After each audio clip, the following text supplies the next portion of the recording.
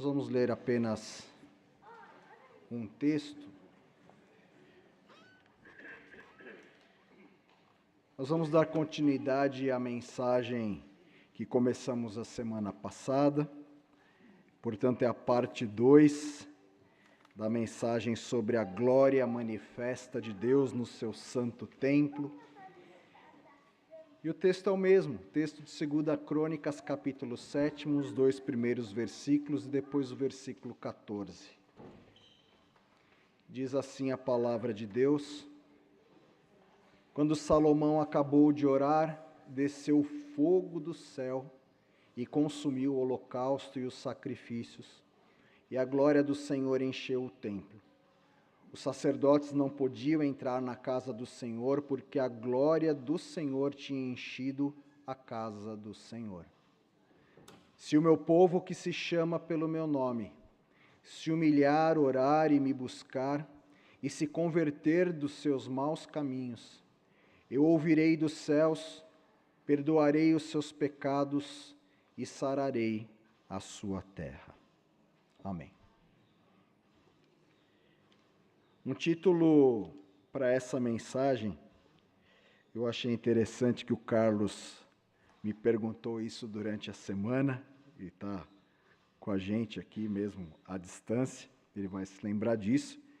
Eu disse para ele, olha, um título interessante para essa mensagem seria Shekinah, quando a glória de Deus se manifesta. Shekinah, uma palavra hebraica, que na verdade ela não aparece nenhuma vez na Bíblia, mas ela diz respeito à expressão que os hebreus utilizavam para falar da manifestação da glória de Deus. Mais ou menos aquilo que nós falamos em português tecnicamente, que também não tem origem da língua portuguesa, sobre a teofania, a manifestação da glória de Deus.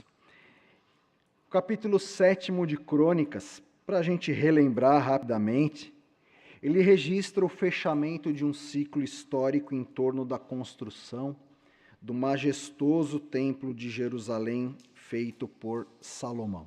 Se você tiver curiosidade de entender um pouco mais como tudo isso se desenvolveu, a partir do final do primeiro livro de Crônicas, você pode acompanhar todo o percurso da construção do templo até a instalação da mobília, a chegada da arca e depois o momento da consagração do templo, onde nós temos a manifestação grandiosa, a teofania do Senhor após a oração do rei. Mas para quem não estava semana passada, ou mesmo para quem estava, para a gente relembrar, o que é que nós aprendemos sobre esse recorte histórico da manifestação da glória de Deus no templo de Salomão? Nós aprendemos que Deus se manifesta de muitas formas. Ele se manifesta de uma forma estrondosamente visível, como ele fez no templo de Salomão naquele dia, e também se manifesta nos seus atos, se manifesta pelas coisas que foram criadas, e mais especificamente falando não apenas sobre a graça comum de Deus, que faz com que a boa chuva caia sobre os justos e injustos sem distinção.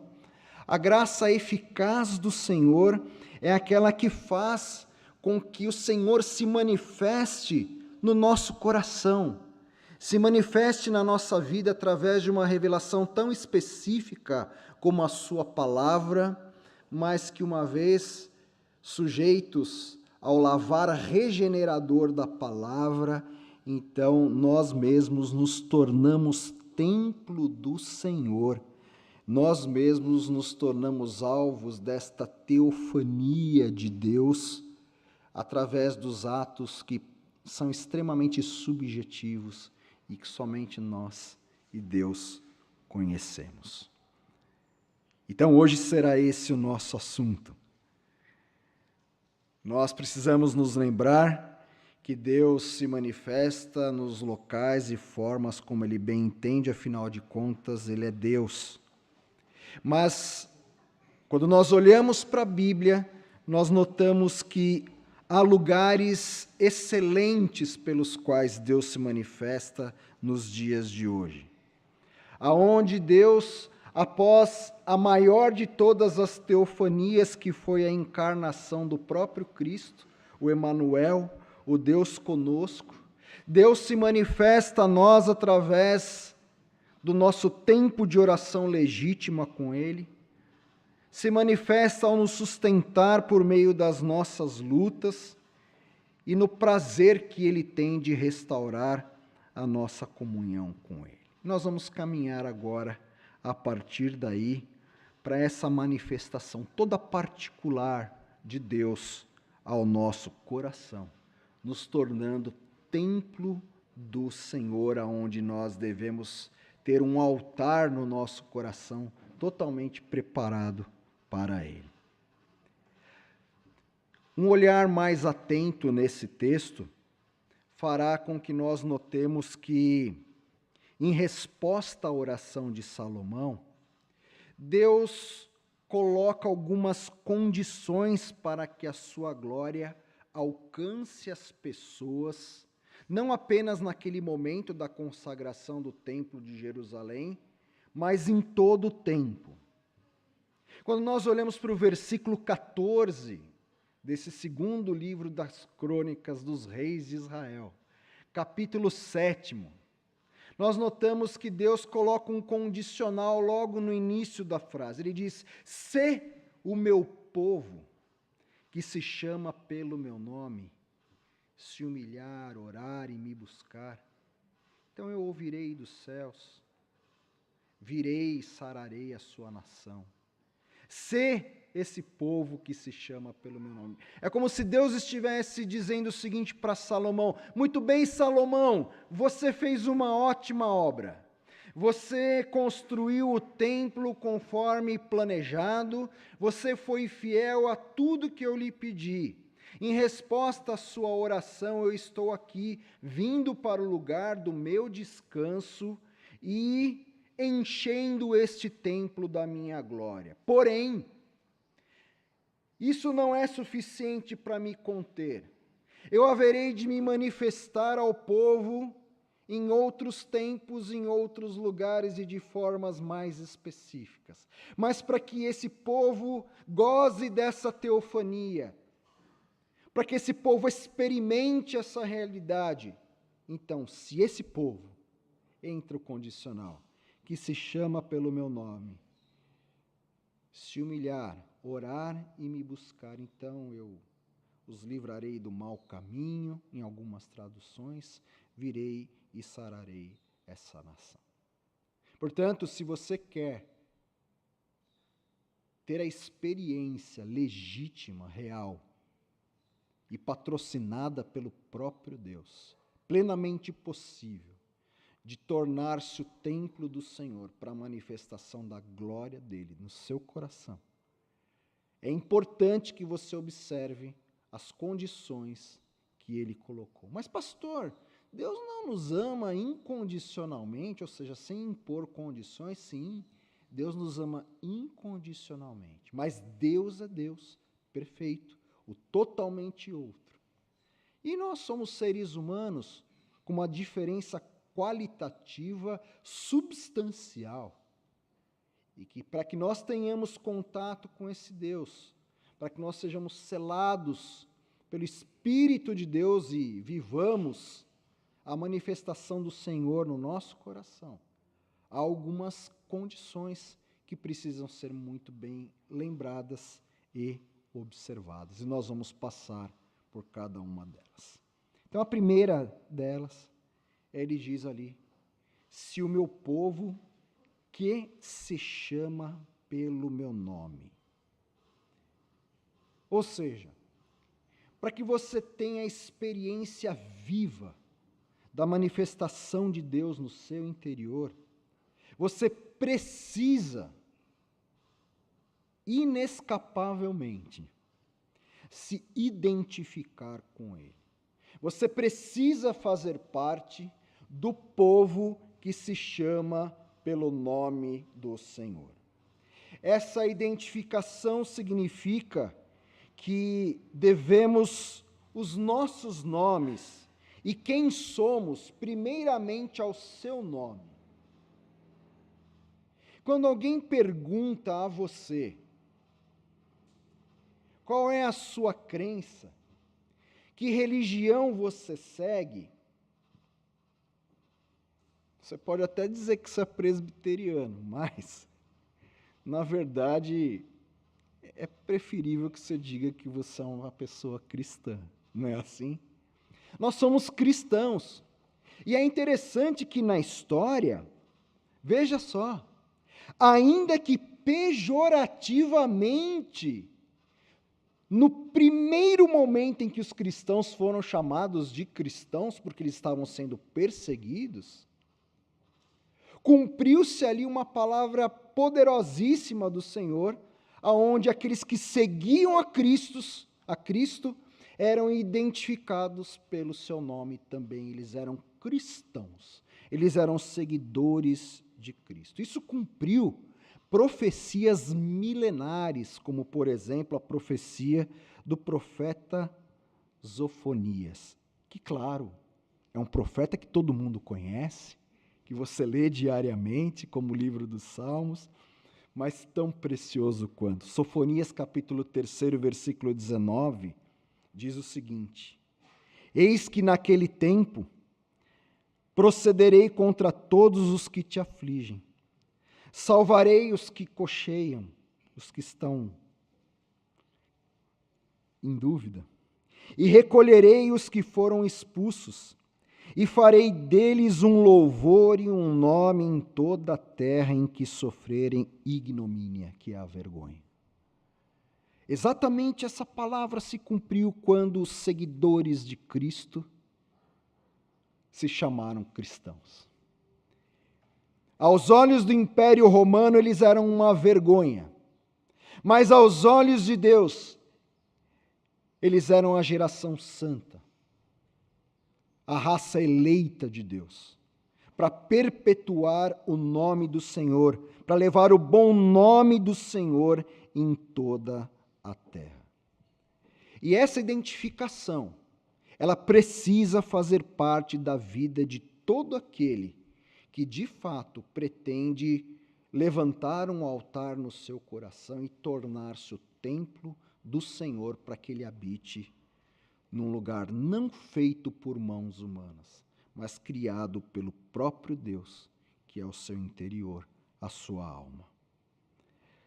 Deus tem todo prazer em nos receber dessa forma. Salmo 95 diz que nós somos povo do seu pasto. Nós somos ovelhas do seu pastoreio.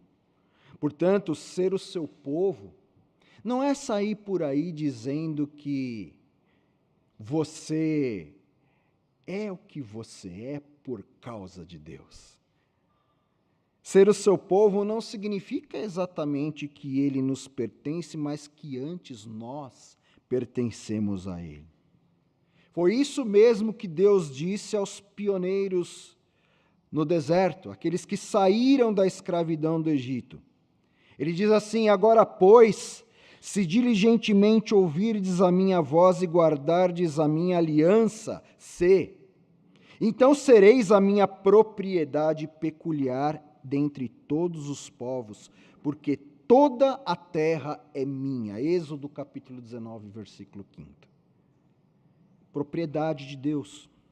O apóstolo Pedro, 3.000 anos depois, descreveu os cristãos, aquele que se identifica com Deus, como raça eleita, como sacerdócio real, como nação santa, como povo de propriedade exclusiva de Deus, gente colocada na terra para proclamar as virtudes daquele que nos chamou das trevas para a sua maravilhosa luz. 1 Pedro 2,9.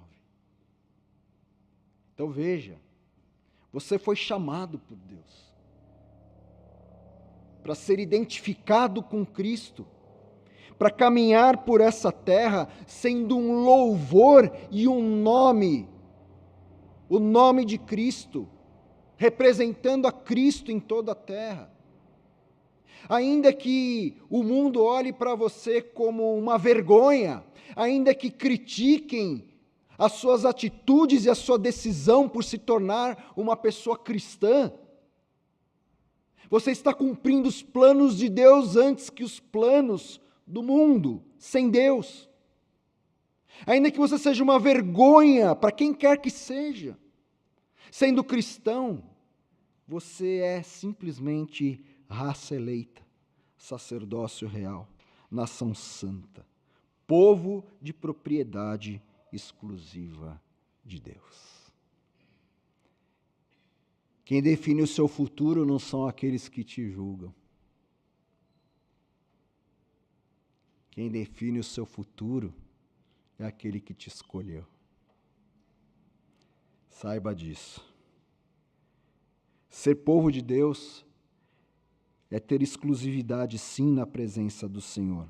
E importa antes ouvir a voz de Deus do que a voz de quem quer que seja.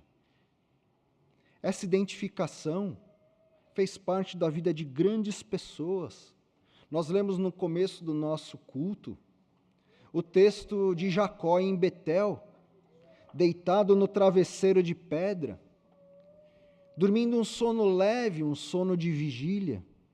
E de repente ele sonha um sonho profético e vê os anjos subindo e descendo de uma escada que ligava aquele lugar até o céu, e ele diz que temível é esse lugar, é a porta do céu, essa é a casa de Deus, Betel. Identificar-se com Deus significa ter esse nível de intimidade, de enxergar coisas que ninguém mais enxerga, de ter uma comunhão com Deus inigualável e ter a sua experiência pessoal com Ele. É preciso que nós tenhamos a nossa experiência pessoal com Ele. Portanto, a identificação com Cristo significa portarmos o seu nome de um modo que nós tenhamos uma vida espiritual extremamente estreita com o coração de Deus. É como que ter uma etiqueta gravada em nós, onde quer que nós estejamos e onde quer que nós andemos. E ninguém precisa ter vergonha disso, porque o nome que nós portamos é um nome de amor, um nome de graça, um nome de luz. Portanto, portar este nome sobre nós é antes um grande privilégio. Se o meu povo, que se chama pelo meu nome, portanto, quer experimentar a manifestação viva de Deus na sua vida, começando pelo seu coração, pela sua alma, identifique-se com Ele. E veja que coisa, como você seria salvo se você não se identificasse com Cristo? Se nós clamamos aos quatro ventos, e a mensagem fundamental do Evangelho é dizer que Jesus Cristo morreu na cruz no nosso lugar, ora, se você não se identifica com Cristo, da onde você vai tirar que Cristo morreu na cruz por você? Você precisa se projetar ali. Aquela cruz, a cruz de Cristo, era uma cruz que deveria suportar a minha vida e a sua vida, não a vida de Cristo perfeita e limpa diante de Deus. Mas Cristo, fazendo-se pecado por nós, conseguiu que nós nos tornássemos justiça, justos da parte de Deus. Tudo isso por amor. Se você não se identificar com Cristo, como é que você seria salvo? Se ninguém pode salvar-se a si mesmo. É preciso se identificar. Mas o texto vai além. Ele diz que você precisa ser chamado pelo nome de Cristo. E você precisa buscá-lo. E buscar aqui significa se dividir em três coisas que o texto também traz. humilhar ou humilhar-se, orar e, por fim, buscar a Deus, amarrando as duas outras ações anteriores. Nós precisamos ir além. Além de nos identificarmos com Cristo, nós precisamos ter um tempo sempre frequente de humilhação na presença de Deus e uma entrega em oração. Os 3 verbos aqui não são sinônimos, mas eles são colocados de forma gradativa. Você precisa viver uma vida de humildade na presença de Deus. Aí está o sentido de humilhar-se. É reconhecer que nós pecamos contra Deus, que nós frequentemente escapamos da rota. É reconhecer que nós erramos e, por outro lado, nós podemos contar com um Deus a quem nós devemos exaltar e um Deus que é perfeito. Portanto, ao nos humilharmos na presença de Deus, nós nos colocamos no nosso devido lugar. E todas as vezes que nós nos colocamos no nosso devido lugar, nós colocamos Deus no lugar certo na nossa vida. Quando eu reconheço que Deus é Deus e eu sou homem, quando eu reconheço que eu erro, quando eu reconheço que eu peco, quando eu reconheço que frequentemente eu desagrado o coração de Deus, por outro lado eu coloco Deus na posição que Ele tem, na posição de Deus, de um Deus perdoador, de um Deus justo, de um Deus santo, de um Deus que realmente pode me perdoar. E aí eu faço uso da força da oração. Você já percebeu que a oração ela é um diálogo entre 2 pessoas completamente diferentes? A oração é um diálogo entre desiguais. É uma oração entre gente de carne e osso e ninguém menos que Deus. Portanto, orar nunca foi impor a nossa vontade para Deus, mas é esperar que o Espírito de Deus molde a nossa vontade à vontade dEle, que é boa, agradável e perfeita, infinitamente melhor do que a nossa.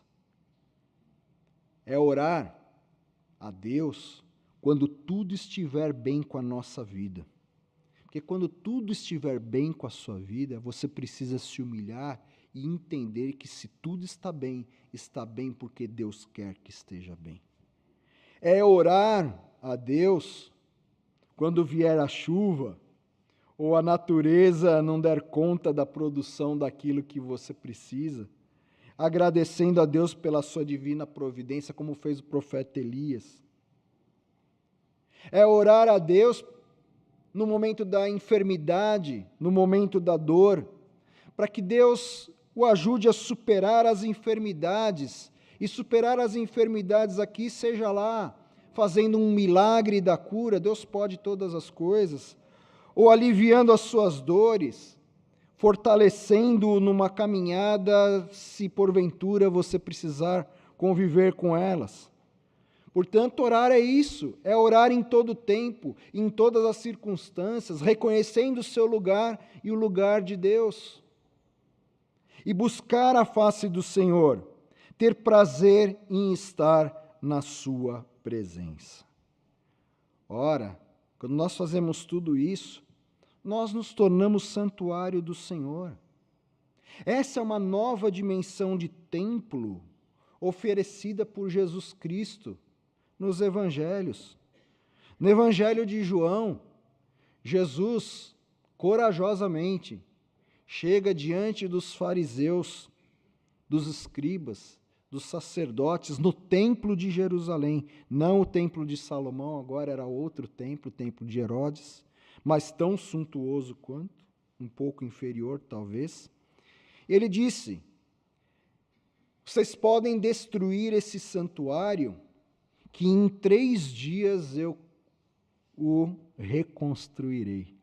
E aí diz o texto, João capítulo 2, em 46 anos foi edificado esse santuário, e tu em 3 dias o levantarás. Ele, porém, se referia ao santuário do seu corpo, que foi exatamente o que aconteceu. O santuário do seu corpo foi destruído na cruz, e em 3 dias ele estava glorioso e ressurreto. Apóstolo Paulo consolida essa doutrina, instruindo a igreja de Corinto, dizendo: não sabeis que sois vós o santuário de Deus, e que o Espírito Santo habita em vós? Ora, se alguém destruir o santuário de Deus, Deus o destruirá. O santuário de Deus que sois vós é sagrado. Acaso não sabeis que o vosso corpo é santuário do Espírito Santo que está em vós, o qual tendes da parte de Deus e que não sois de vós mesmos? Porque nós somos santuário do Deus vivente, como ele próprio disse: habitarei e andarei entre eles, serei o seu Deus e eles serão o meu povo. Como conciliar essas duas coisas, pastor? Salomão e Paulo. Salomão que construiu um templo gigantesco para Deus habitar, e Paulo dizendo que o santuário somos nós. Pois é, essa é uma revelação progressiva de Deus na história. Nós somos o santuário que Deus edificou. E por fim, gente, espera aí que eu vou tomar uma água. Está servido? Que nem o Michel Temer, né? Foi fazer o seu primeiro discurso, engasgou e saiu pedindo pastilha para o pessoal. É só tomar uma água que resolve.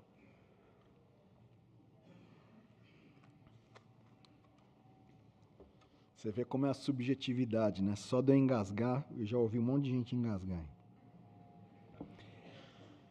Ponto 3. Deus, ou a glória de Deus, nos enche quando nós nos convertemos a Ele. Se o meu povo, que se chama pelo meu nome, se humilhar e orar e me buscar e se converter dos maus caminhos. Quarto verbo aqui é a conversão. E eu vou dizer uma coisa para vocês, isso desde o tempo de Salomão até hoje, aqui não é que nem o templo. Ele não precisa ser adaptado. A expressão aqui ela precisa ser vivida. A gente precisa aprender a viver a nossa conversão ao Senhor. Conversão não tem muito segredo. É o processo de volta exclusiva a Deus. É o processo de você abandonar de vez todos os ídolos falsos que foram levantados sobre a sua vida e na sua vida. É o processo de deixar de lado tudo aquilo que não é Deus e que se fantasia de Deus, tornando deuses com Deus com D minúsculo. Lá nos dias de Salomão era abandonar os deuses vizinhos e era seguir os preceitos fixados pelo Deus de Israel. Ou seja, quando os caminhos dos homens se opõem aos caminhos de Deus, eles precisam ser abandonados imediatamente. A experiência da conversão, ela só é possível e real graças a Jesus Cristo. O único sacrifício feito pelo próprio Deus, porque é na morte de Cristo na cruz que todos os nossos pecados são perdoados por Deus. Uma pessoa, na perspectiva cristã, se converte quando ela reconhece que ela é uma pessoa pecadora e que ela é uma pecadora contumaz, uma pecadora inveterada em viver longe dos caminhos que Deus propôs a ela. E aí então ela entende, pelos olhos da fé, o poder do sacrifício da cruz com Jesus Cristo em seu lugar, e aí você entrega o seu coração a Ele e passa a ver a luz da glória de Deus brilhar no seu coração. Portanto, o caminho de volta para Deus tem um nome. O caminho de volta para Deus se chama Jesus, que é o caminho, a verdade e a vida. E ninguém vai ao Pai senão por Ele. Não é uma religiosidade barata que vai te levar à conversão a Jesus, ao reino dos céus e a entregar o seu coração a Ele e viver como templo do Senhor. Não é uma filosofia qualquer, não é uma compreensão que muitas vezes a nossa própria mente ou a mente de uma outra pessoa produz. Não, é Jesus. É aquilo que Jesus diz, é aquilo que Jesus faz, aquilo que Jesus prega. É o próprio Cristo, porque Ele é caminho, Ele em si é o caminho. Mas, pastor, eu não consigo enxergar esse caminho. Tem uma musiquinha bacana, eu nem sei como é que é o nome, nem quem canta, mas ela diz o seguinte: põe o pé que eu ponho o chão. Dá o primeiro passo, que Jesus vai colocar a estrada para você seguir. É isso. Mas é preciso se converter, porque você precisa, como um povo identificado com Cristo, se humilhar diante dele sabendo o seu lugar, orar ao Senhor e buscar a sua face. Você precisa se converter, porque aí o desfecho é muito claro. É nesse momento, depois desse processo, que a glória de Deus enche a sua vida. E aí, sabe o que acontece? O desfecho do texto é claro. Deus simplesmente irá ouvir dos céus, irá perdoar os seus pecados e irá sarar a sua terra, irá curar a sua alma, irá curar a sua terra, irá curar a sua vida, irá curar a sua família, irá vir com cura sobre tudo que você é e sobre tudo que você tem. Veja, é isso. Esse é o caminho que nós devemos trilhar como templo do Senhor. Eu quero concluir dizendo que, muitas vezes, a presença de Deus, então, para o nosso tempo, não será visível pelos olhos da carne. Mas existe, inclusive, uma doutrina muito rica, reformada, que se chama a doutrina da glória abscôndita de Deus, que mostra que o nosso coração, a nossa alma, convertida a Deus, pode contemplar a glória de Deus de uma forma que os olhos da nossa carne não conseguem.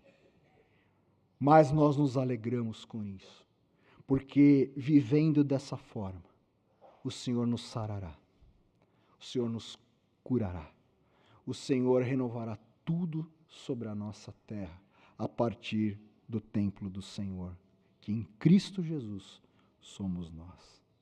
Que Deus te ajude, que Deus te abençoe, e que essa seja uma verdade para todos os dias da sua vida, até que o Senhor te chame para viver para sempre no templo celestial, cujas ruas são de ouro e que não precisa de sol, porque a glória do Senhor iluminará para sempre a cidade santa. Deus te abençoe.